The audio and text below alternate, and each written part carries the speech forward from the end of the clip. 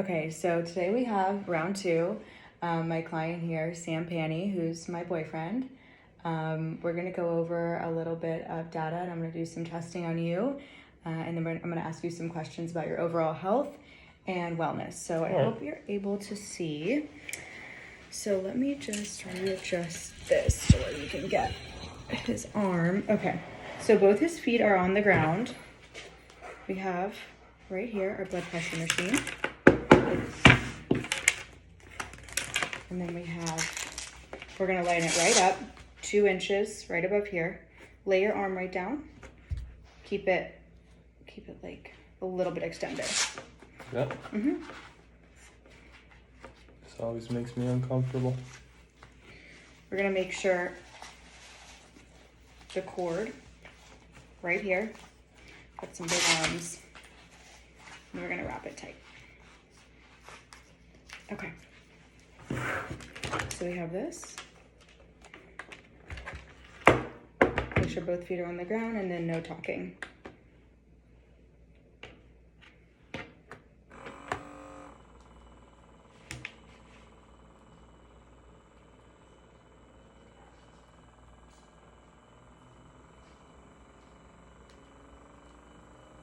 And both his legs are uncrossed.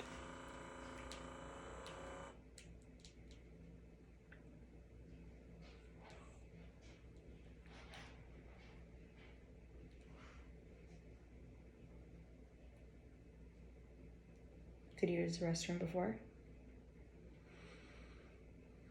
I went to the bathroom a little bit ago. Okay. I don't need to go now.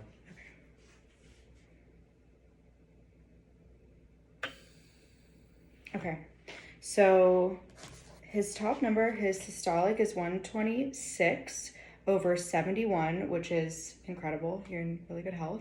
And then his pulse is 76. So that's great. And I knew you have good blood pressure. And then we're also gonna do your waist to hip ratio to see the type of fat you got going on. Okay. So we're gonna start at his belly button, and this is his waist, and we're gonna walk all the way around. Can you hold that right in place? Absolutely. Thank you.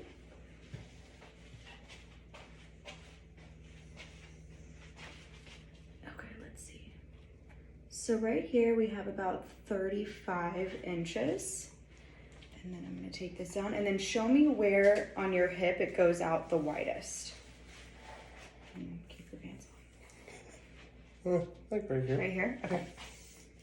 Do you want me to roll it again? So again, we're gonna start right here. If you wanna hold that right there and go all the way around.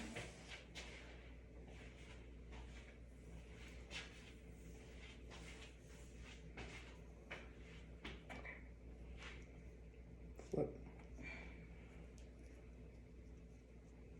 Is this over here? So we have about 20.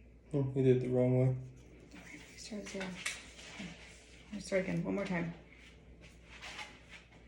Hold it here. I was gonna say I'm not that skinny. Right, what I thought. Around 41 inches. Okay.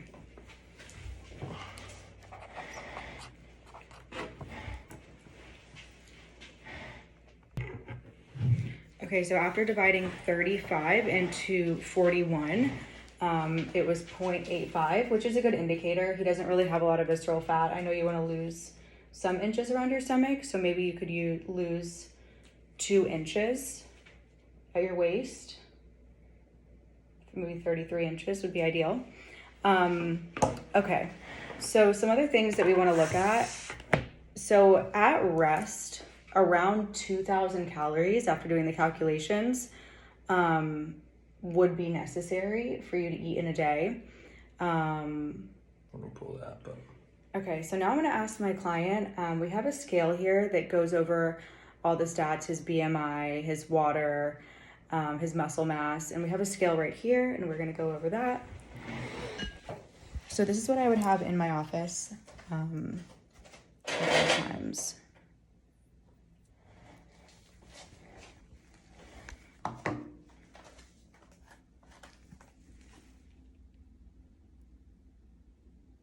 206 pounds. Okay. So now we have the measurements on the phone right here.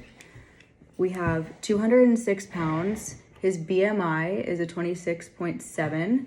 His body fat is 14.9, which is, his body fat is excellent. Anything under 14% would be considered too low. His muscle mass is 165 pounds, which is, I would say, excellent. And the great part about this app is it does the calculations for you for your BMR based on all these calculations. So body water, fat-free body weight, subcutaneous fat, visceral fat, which is all acceptable, and it would show you red if it was in the red. So usually an in-body scale can do this, but we found a scale at home that does this, and I think it's really useful. I think the one thing that we could work on would be your weight, getting your weight down and your body fat. It fluctuates a lot throughout the day, depending upon, you know what I mean, what I do that day. Like if I work out, if I don't work out, obviously my eating habits. So my weight really fluctuates kind of between 206, which usually it is around that at night, and then down to like maybe 202 in the morning. So kind of those like 4 pound swing throughout the day, just depending upon what I did that day. I mean, I think your visceral fat, we could get it down just a little bit.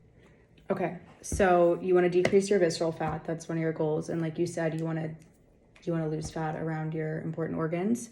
I actually did calculate his BMR manually, but the app does it for you. So there's a formula you can use to calculate. You just need to use kilograms and centimeters. And it's pretty easy to do given if you have people's age, height, and weight. But there's other external things that can do it. So I also want to talk to you about some other indicators of health, which I think are important and something I looked into. Looking at your eyes, I know you do have a history of cataracts. Is that something that was hereditary, or like tell me a little bit more about that? I honestly don't remember, and that sounds like kind of stupid, but I remember going to the eye doctor, and I always had to do a little bit more than my sisters. So I know they don't have cataracts, but I know I was born with them. And they're not bad, they're not serious. I'm really only affected like at nighttime when something bright goes into my eyes and I shut my eyes and it causes me some issue.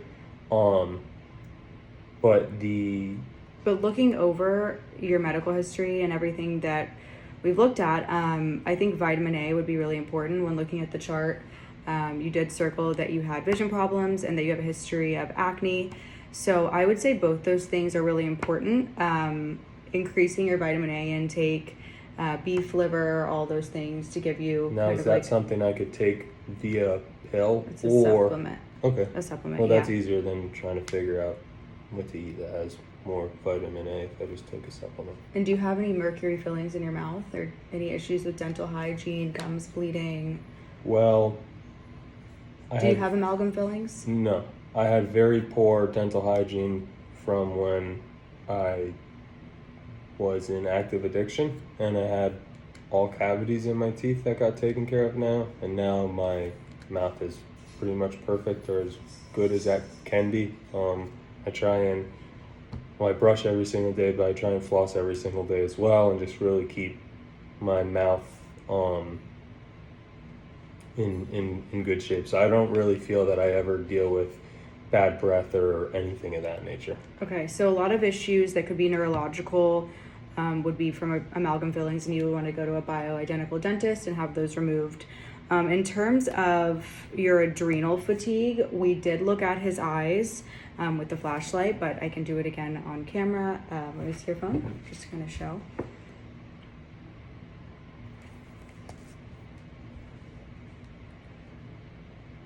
So if you look at his eyes, they are very white. He doesn't really have much bags under his eyes, but he does have rings around his pupils, which could indicate adrenal fatigue. And I think that is something that could be worked on with decreasing your caffeine intake and also balancing your blood sugar a little bit more and having a little bit more of a stable blood sugar throughout the day instead of eating at 2 o'clock and not having caffeine. Yeah, I do fast pretty much every day just on when I actually eat a meal. And obviously I have issues with caffeine. It's the first thing I drink in the morning. And that could be contributing to your cortisol levels and kind of like some of the visceral fat on your stomach. So I feel like if you were to stabilize some of your blood sugar, you'd be able to lose some of that. Rectify that a little bit. Yeah. Okay. And also talking about your digestion, I know you don't, well, do you suffer with heartburn, reflux, stomach pain? I have reflux occasionally. Nothing that's like, oh, I have this every day or once a week. It's like really, really like once in a blue moon thing. And on the Bristol stool chart, if 1 being the most constipated and 5 being loose stools, where would you say you sit in between that? I'd probably say like a 3.5. I don't really have a problem pooping at all, and I like to see that my poop shows my stomach. I know that my poop shows like my stomach and gut health is healthy, so I'm pretty adamant on checking my poop out after I poop every day to see. So we have somebody who is very on the ball with his gut health and making sure that it's good. And I would say that it's been better since we met, for sure. For sure. Do you have any issues, I would say, with calorie intake? So it's showing about 2,000 calories at rest. How many calories during the day do you feel that you're consuming? I don't know. A big problem that I have is I do so much and don't ever kind of slow myself down to realize, hey, you need to eat. You didn't eat yet, or you know what I mean? So it's kind of hard for me to determine the amount of calories I take on per day. Like today was a perfect example. I didn't go to the gym today, but I went to work and I had a quiz in math, so I didn't eat anything until 3:45, 4 o'clock. That was like my first meal I ate, which probably isn't the best because it doesn't. Yeah, you really need to increase your food intake and try for that. So I think that we can make some improvements here together. What do you think? Agree. Okay, so I just want to go over a little bit some of his statistics and talk really about his muscle mass. Because it's showing on his BMI that his weight, it would be considered overweight. It's not really a great indicator because his muscle mass is about 166.6 pounds and the standard would be about 131. So majority of his body weight is muscle mass. But when you put it all together, it does show an increased BMI, which I think is a deterring factor for a lot of women to use these scales. It's much better to have somebody measure you to kind of see where you want growth, and kind of if you want to grow, have a smaller waist and a larger bottom, kind of measuring, or to see if somebody's having problems with insulin resistance and metabolic syndrome. Doing something like this to kind of see where their stomach fat is compared to their hips is a much better indicator for health. So we did both, and they are both considered athletic build for him. Sam's waist to hip ratio is almost perfect, and that's really important to note, especially because he is an athletic person and he's exercising all the time. I wouldn't expect them to be anything alarming. When we did his blood pressure, I have the results from last night. It did not really vary. His last reading was, I believe it was 125/76, which is almost the same as today. So he's not really experiencing any elevated blood pressure. I know he does have a family history of high triglycerides, but this is a great machine. I know a lot of people use it wrong, and there would be a way to do it manually. This is just the one I purchased, and I think it's great. I've used them a lot when I worked in doctor's offices as a medical assistant. They're pretty accurate. I do like another, if you could get your Oura ring. For me to get. Okay, so this is an Oura Ring. This is another great tool. It's quite expensive, so I don't think I would recommend it to all clients, but it's something that is great for people that want to spend a little bit more money. What is it, around $200, $250? Yeah, $250. And it actually takes your basal temperatures, checks to see your heart rate all throughout the day, but especially great when you're sleeping, so you can see the variations in heart rate. So let's say his heart rate goes down to about 45 at night, but also when he's exercising, it goes up to about 188 beats per minute, which is phenomenal. He's getting a lot of cardiovascular benefits, but he can also track this. He's tracking what his REM sleep is. It's giving him a ready score every single day based on a bunch of different numbers it's collecting, whether it's his temperature, how well he's sleeping, his heart rate, and then it's spitting out a ready score. This can be great for clients that may have sleep apnea or may think they have sleep apnea or are overweight and not getting enough REM sleep. This is something I really recommend. I know that sleep studies can be a little bit pricey if they're not covered by insurance if you don't have something like sleep apnea. This is something I really recommend. But also going over a questionnaire with people about their sleep can also be great. Having the Bristol stool chart, which I have on my phone and I showed him, but also explaining to people can be a great tool. Okay. Is there anything else you want to work on or talk about? What ideally would probably what my waist to hip ratio, you said it's like a 0.8, 0.9. What's like that perfect one? Like 1.0 is like that what it's supposed to be around? I mean, there's markers that would indicate how healthy, how much, if you want to get bigger, obviously it would go higher if you were to do more squats, more leg presses. Obviously your hip circumference would get bigger. It's typically normal for men not to have that. You don't have a curvy body, so it's really linear.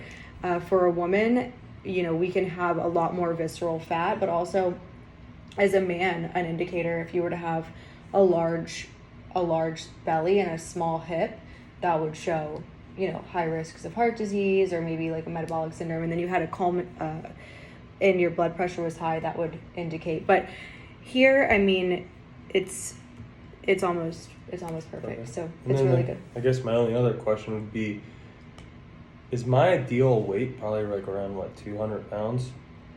200 pounds would be an ideal weight, but it also depends on what your goals are. I mean, you can get your visceral fat down, and then we can also increase lean muscle, but you have a lot of lean muscle. Yeah. I think getting your fat down and keeping yourself extremely lean instead of bulking. So doing more things like cardio, maybe less cardio. Weight training, okay. Or doing more yoga, stretching. Those are all things that you can do that also help with stress levels. But your blood pressure is great, so there's nothing too much to worry about. And decreasing coffee in the mornings would be lovely. Do you ever have any symptoms of like numbness, pain, joint problems? I feel like you do have a history of joint problems. I do. I have joint problems in my family, and I've hurt myself a lot. I've broken my ankle, I've torn ligaments in my ankle, I've broken many bones just in sports. So I do kind of have like that times where it's like, this doesn't feel smooth. And he does see a chiropractor quite frequently, but I think glucosamine chondroitin could be something you'd add in. And also doing some x-rays of your neck to kind of see, because I know you do a lot of neck exercises. Being careful like with your joints is really important, and strengthening your joints is also really important. All right, cool. Thank you. Yeah. Okay, so after dividing 35 into 41, it was 0.85, which is a good indicator. He doesn't really have a lot of visceral fat. I know you want to lose some inches around your stomach, so maybe you could lose 2 inches at your waist. Maybe 33 inches would be ideal. Okay, so some other things that we want to look at. So at rest,